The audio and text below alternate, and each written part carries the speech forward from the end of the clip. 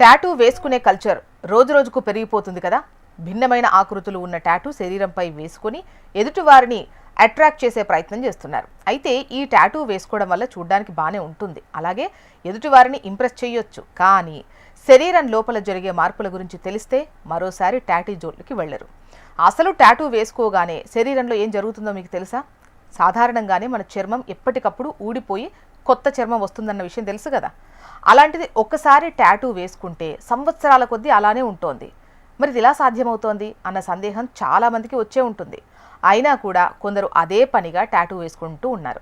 అయితే టాటూ వేసే టైంలో నిమిషంలో 3000 సార్లు చర్మాన్ని సూదులతో గుచ్చుతారు. ఇలా బాగా చర్మం నుంచి లోపల చర్మంలోకి వెళ్ళి ఇంకును రిలీజ్ చేస్తుంది. మనకు ఒక డిజైన్ కావాలని అనుకుంటే ఆ డిజైన్ ప్రకారం సూదులు గుచ్చుతూ సిరాను శరీరంలోకి పంపుతారు. ఇది చాలా పవర్ఫుల్గా ఉండటంతో చెరిగిపోకుండా అలానే ఉంటుంది. అయితే శరీరంలోకి ఇంకు వెళ్ళగానే మన తెల్ల రక్త కణాలు వెంటనే ఏదో వైరస్ వచ్చిందని దాన్ని అటాక్ చేయడానికి ట్రై చేస్తాయి.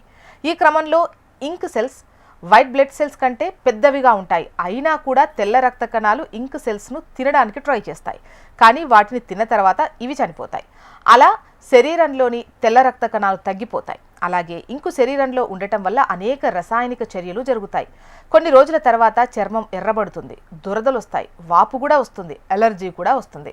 స్టెరిలైజ్ చేయని సూదులు అపరిశుభ్రమైన వాతావరణంలో శరీరానికి గుచ్చడం వల్ల వాపు, జ్వరము వస్తుంది. అలాగే హెపటైటిస్ బి, హెపటైటిస్ వ్యాధులకు దారితీసే అవకాశం ఉంది. ఇప్పటికే ఎయిడ్స్ వ్యాధి ఉన్నవారిని సూదులు గుచ్చి సాధారణ వ్యక్తులకు మళ్ళీ అదే సూదులు గుచ్చినట్టయితే అది సంక్రమించే అవకాశం కూడా ఉంది.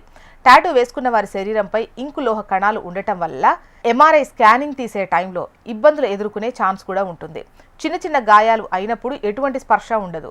కొన్ని రకాల టాటూ ఇంకులలో నాణ్యత లేని కెమికల్స్ ఉండటం వల్ల దీర్ఘకాలికంగా చర్మానికి నష్టమయ్యే ప్రమాదము ఉంది. అందువల్ల ఎటువంటి ప్రయోజనం లేని టాటూకు దూరంగా ఉండటమే బెటర్.